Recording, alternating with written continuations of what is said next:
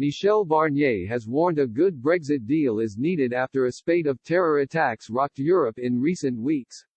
The EU's chief negotiator told colleagues he feels the weight of responsibility on my shoulders to find a quality agreement as wrangling over the future relationship pact resumes in London. He believes a deal on trade and security is needed more than ever to help counter the growing terrorism threat and economic fallout caused by the coronavirus pandemic. Mr. Barnier will hold talks with UK counterpart Lord Frost in the British capital today ahead of the November 16 deadline set by the bloc.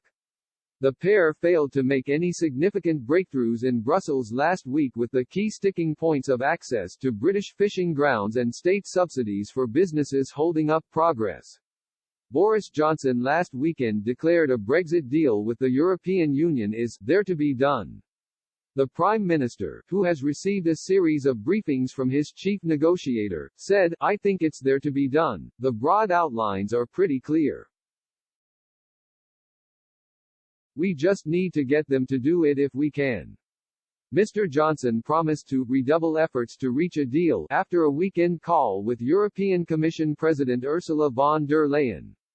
In another sign that the government is closing in on a Brexit deal with Brussels, Dominic Raab claimed there was confidence both sides would find a middle ground compromise.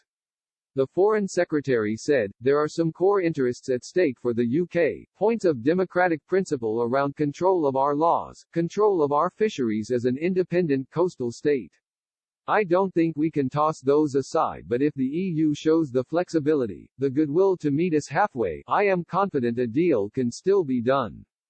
During a series of private briefings with allies, Mr. Barnier said he was ready to compromise on the bloc's hardline demands to maintain control over Britain's coastal waters. The Frenchman, however, accused Lord Frost of deliberately delaying an agreement of a legal text on subsidy controls to build time pressure on the EU. Environment Secretary George Eustace has also hinted at a possible deal that would grant European vessels access to UK fishing grounds. He suggested the government could agree to hand fishing opportunities to the EU fleet on a multi-annual basis.